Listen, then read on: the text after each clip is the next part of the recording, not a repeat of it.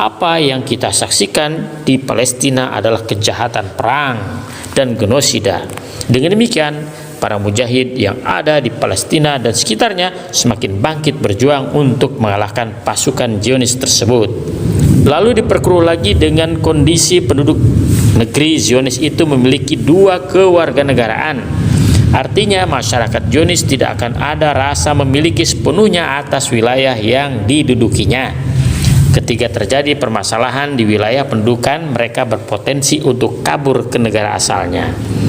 Jadi sebenarnya warga Israel tidak memiliki ikatan yang kuat dengan tanah Palestina karena penduduknya sangat heterogen dan berasal dari berbagai negara yang berbeda. Setiap warga Israel memiliki paspor kedua dari negara asal mereka. Jelaslah bahwa warga Israel tidak memiliki ikatan yang kuat dengan tanah Palestina. Apapun yang pemerintah Zionis Israel lakukan di tanah Palestina akhirnya semuanya sia-sia, hanya kerugian saja bagi mereka.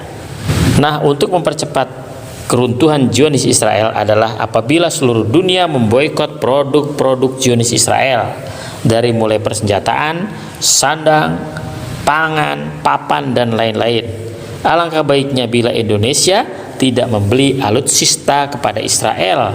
Ini merupakan upaya percepatan runtuhnya Zionis Israel di tanah Palestina, Timur Tengah, dan sekitarnya.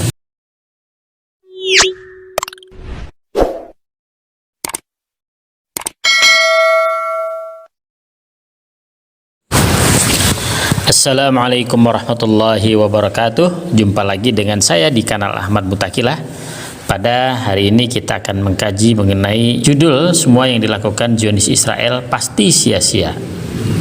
Sejak sebelum tahun 1947, Zionis Israel masuk ke Palestina dengan pendekatan kekerasan dan militer, dibantu oleh negara-negara Barat dan Amerika Serikat. Kondisi yang ada sekarang semakin runyam. Baik Israel maupun negara-negara sekutunya terus memberikan bantuan persenjataan dan finansial agar berdirinya Israel di tanah Palestina dapat terwujud dengan sempurna.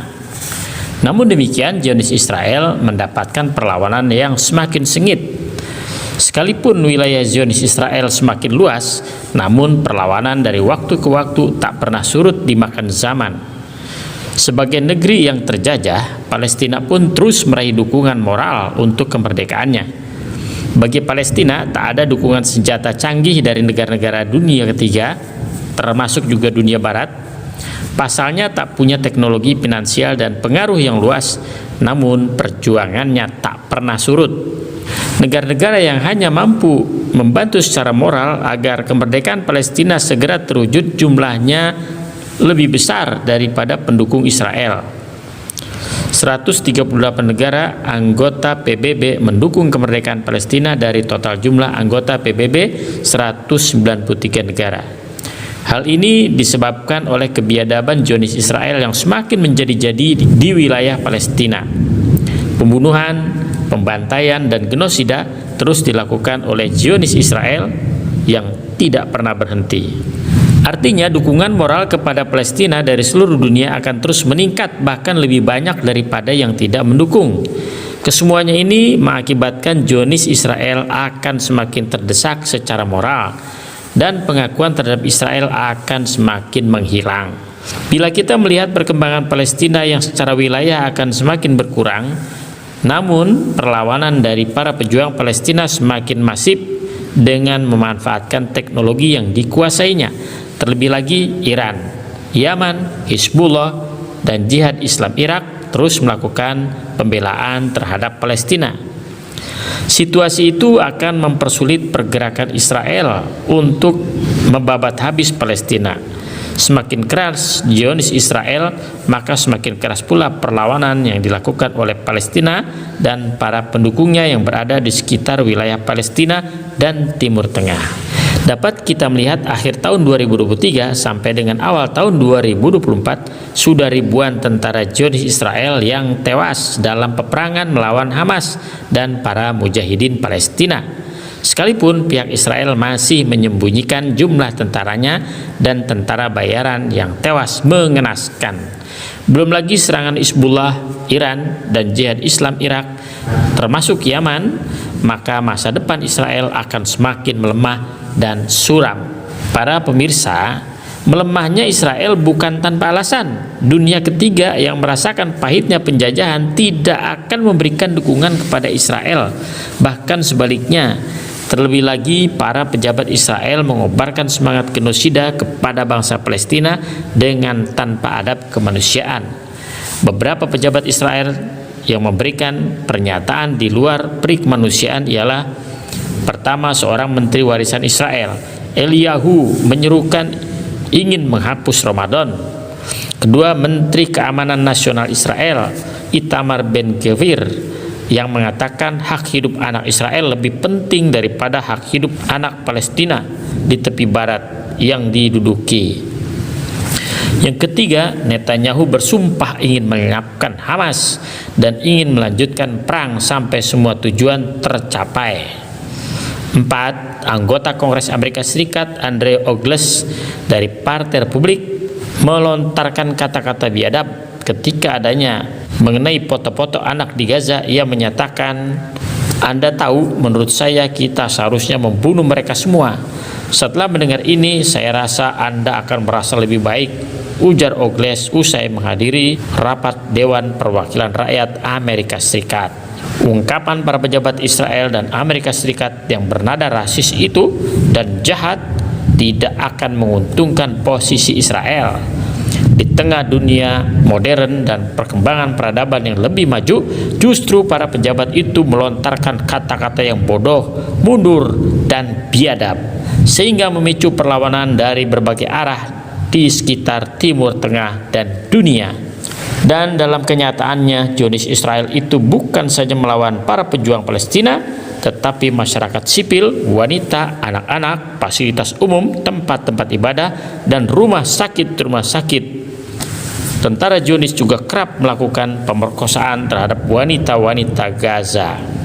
Para pemirsa yang dirahmati Allah, seperti yang dilansir stasiun televisi Al Jazeera mengutip seorang saksi perempuan Palestina bernama Jamila Al-Hassi yang mengatakan kaum perempuan yang berada di rumah sakit Al-Shifa diperkosa, dianiaya, dan kemudian dieksekusi oleh tentara Israel. Apa yang kita saksikan di Palestina adalah kejahatan perang dan genosida. Dengan demikian, para mujahid yang ada di Palestina dan sekitarnya semakin bangkit berjuang untuk mengalahkan pasukan Zionis tersebut. Lalu diperkeruh lagi dengan kondisi penduduk negeri Zionis itu memiliki dua kewarganegaraan. Artinya masyarakat Zionis tidak akan ada rasa memiliki sepenuhnya atas wilayah yang didudukinya. Ketika terjadi permasalahan di wilayah pendudukan, mereka berpotensi untuk kabur ke negara asalnya. Jadi sebenarnya warga Israel tidak memiliki ikatan yang kuat dengan tanah Palestina karena penduduknya sangat heterogen dan berasal dari berbagai negara yang berbeda. Setiap warga Israel memiliki paspor kedua dari negara asal mereka. Jelaslah bahwa warga Israel tidak memiliki ikatan yang kuat dengan tanah Palestina. Apapun yang pemerintah Zionis Israel lakukan di tanah Palestina akhirnya semuanya sia-sia, hanya kerugian saja bagi mereka.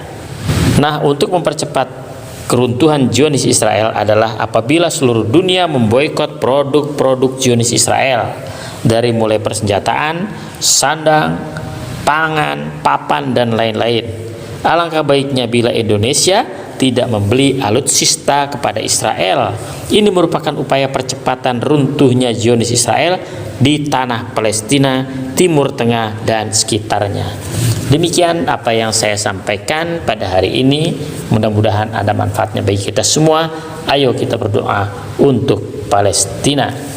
Allahumma ansur ikhwanana al-muslimin wal muslimat wal mu'minin wal mu'minat fi Palestin. Rabbana atina fid dunya hasanah wa fil akhirati hasanah wa qina azabannar. Wassalamualaikum warahmatullahi wabarakatuh.